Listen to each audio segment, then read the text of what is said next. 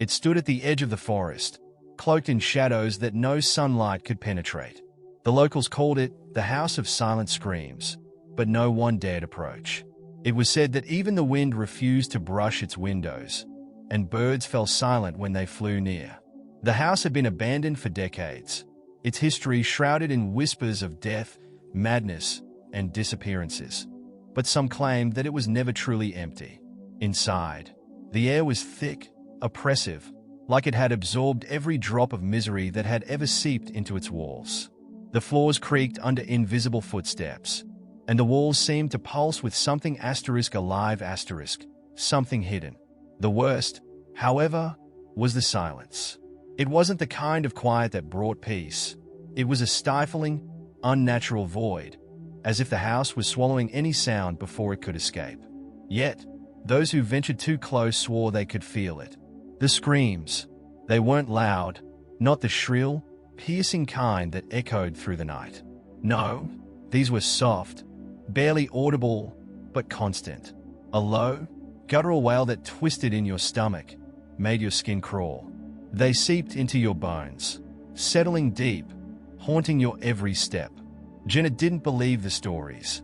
She was a skeptic, a researcher obsessed with debunking paranormal myths. Armed with a camera and a recorder, she marched toward the house one evening, her heart thrumming with adrenaline. As she crossed the threshold, a wave of icy air slammed into her chest, nearly knocking her back. But she pushed forward, determined. Inside, the decay was overwhelming.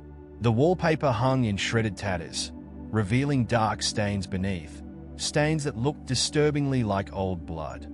The air smelled of rot and something metallic, almost like iron, as if the house had bled from its very foundation. She moved cautiously, the beam of a flashlight cutting through the gloom, illuminating glimpses of broken furniture and shattered glass. The further she ventured, the more oppressive the silence became, like the house was holding its breath, waiting for something.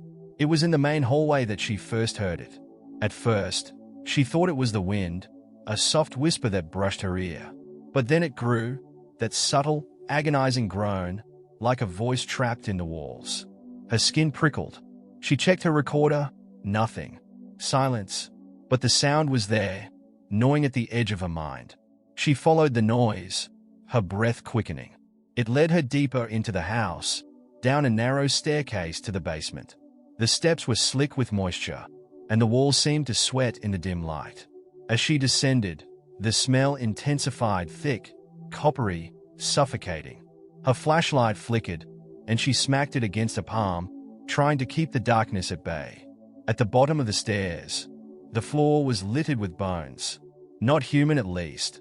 Not all of them, but animal carcasses. Their skeletal remains gnawed and cracked open, as if something had fed on them. Her heart raced, her every instinct screaming to turn back, but something stronger pulled her forward.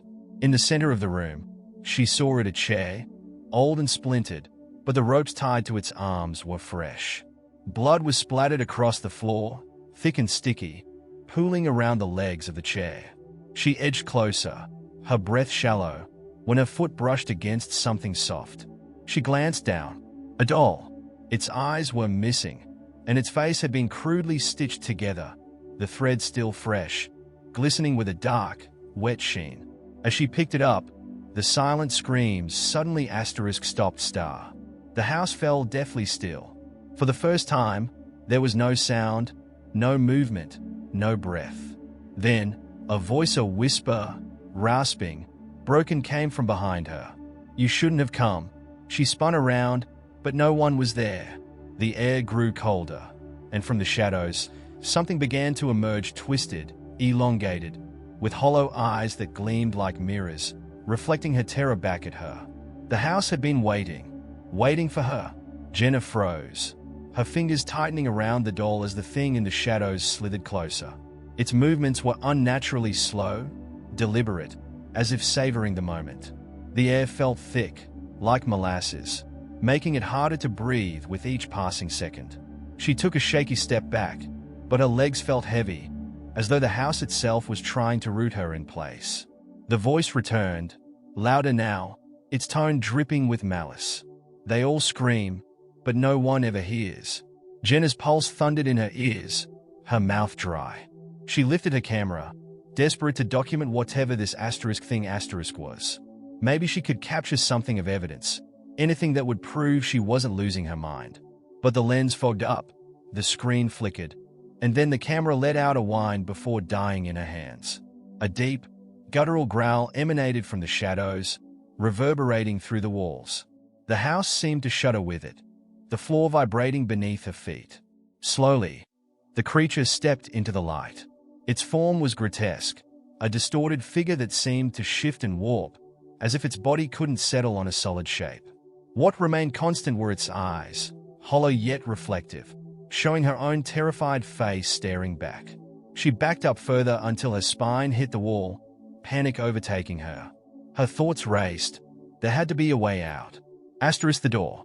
The stairs. But when she glanced toward the staircase, her blood turned to ice.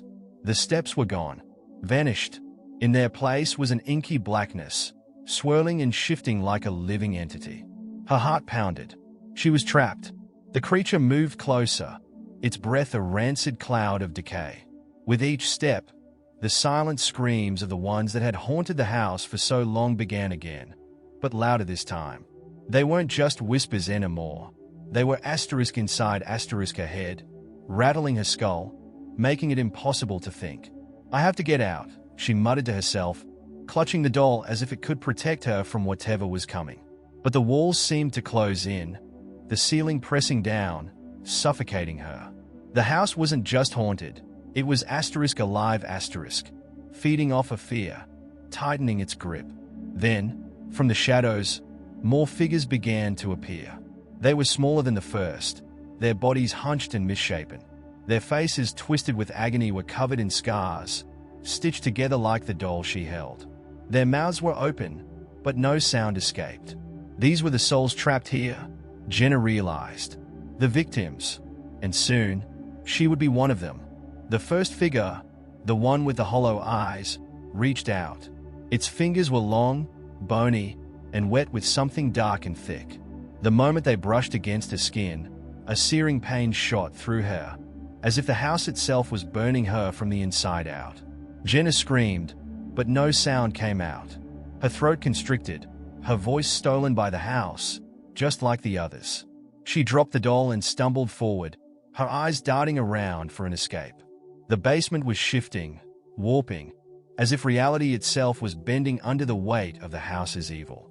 She heard footsteps behind her, the click of nails against the floor, and realized the smaller figures were moving toward her, closing in. In desperation, she spotted a door at the far end of the room, one that hadn't been there before. It was barely visible in the darkness, its frame crooked, but it was a chance. A slim, terrifying chance. She ran, her feet slipping on the wet floor, but the screams grew louder, tearing through her mind. It felt like a skull would split open, like the house was trying to consume her whole. As she reached for the door, something grabbed her ankle.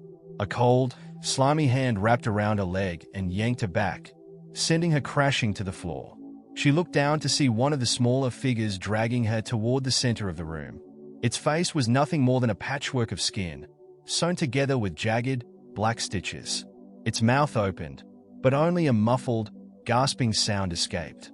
Jenna kicked, panicked, and her foot made contact with its face, shattering the fragile stitches. It let out a horrible wheezing sound as its face began to unravel, the skin peeling back, revealing something far worse underneath. Maggots and rot spilled out, the creature's insides a blackened, festering mass. She scrambled to her feet, ignoring the throbbing pain in her ankle, and lunged for the door again.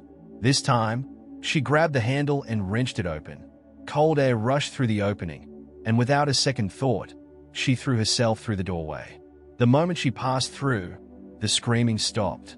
But when she looked around, she realized she wasn't outside. She wasn't free.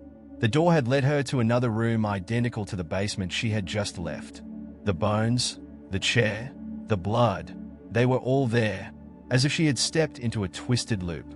And there, in the center of the room, was the doll, staring up at her with its eyeless face. Jenna's knees buckled. The house had her, There was no escape.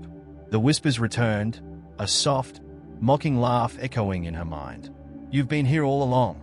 Jenna collapsed to her knees, the weight of the house pressing down on her chest, crushing the last remnants of hope.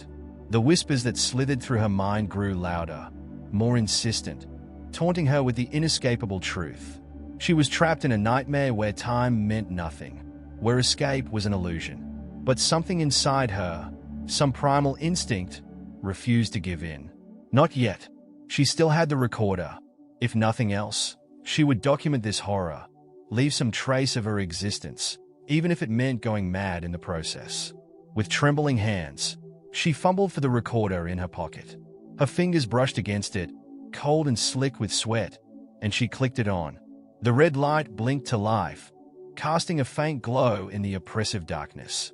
She spoke, her voice hoarse, barely more than a whisper. "If anyone finds this, I'm in the house of silent screams. It's real. All of it. The legends, the stories, they were warnings. I didn't listen. Don't come here. Please, don't." Before she could finish, the doll in the center of the room twitched.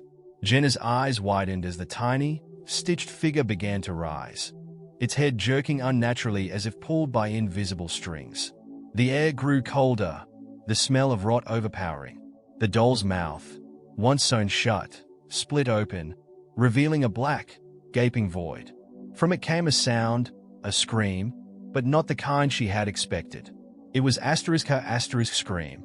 Her own voice, distorted and amplified, filled the room, shaking the very foundation of the house.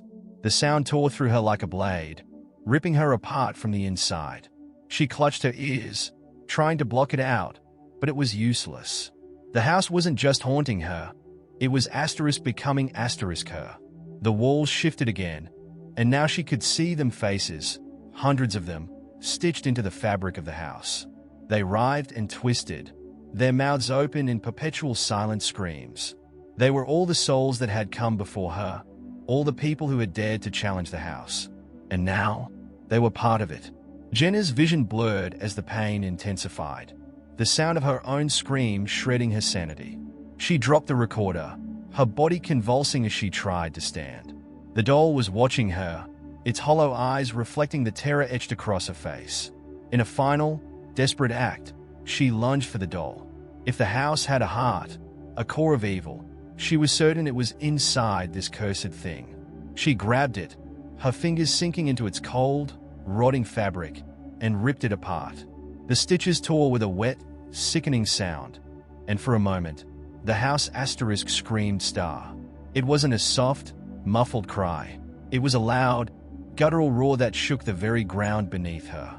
For a split second, Jenna thought she had done it. She thought she had won. But the house didn't fall apart.